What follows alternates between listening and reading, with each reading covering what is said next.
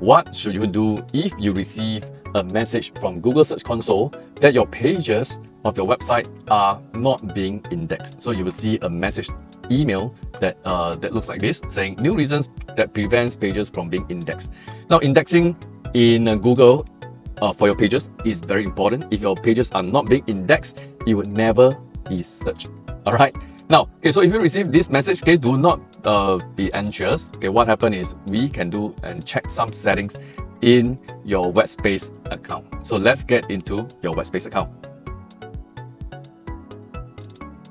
Okay, so now once you have gotten your login into your WordPress account, you will be greeted with this page that looks like that. Okay, so the first step, the first place to check is at this WordPress management.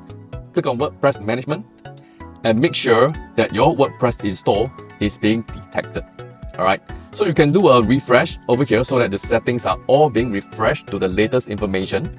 Or if you don't see any WordPress sites over here, okay, you can do a scan at this button over here, right? So it will go into account to scan all the WordPress sites that are already installed in your account.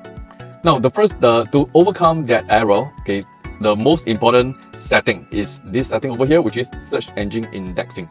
Now, if you see that this setting is already enabled, okay, what you need to do is really to disable it and then enable it again, right? So just to make sure that that setting is being activated, right? So what happened is at the back end, WP Toolkit, okay, which is the tool that we are using right here, which is WordPress management, will actually get into WP config file, which is in WordPress.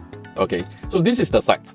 As you can see that over here, there's also another setting, okay, under setting and reading, okay, and then within reading, you will see that there's another setting here, which is search engine visibility.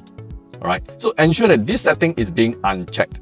Okay, ensure that it's been unchecked, click save. So click on save changes. So once you click on save changes, your site will be activated with indexing, right? So that will technically solve that issue. Thank you so much for watching.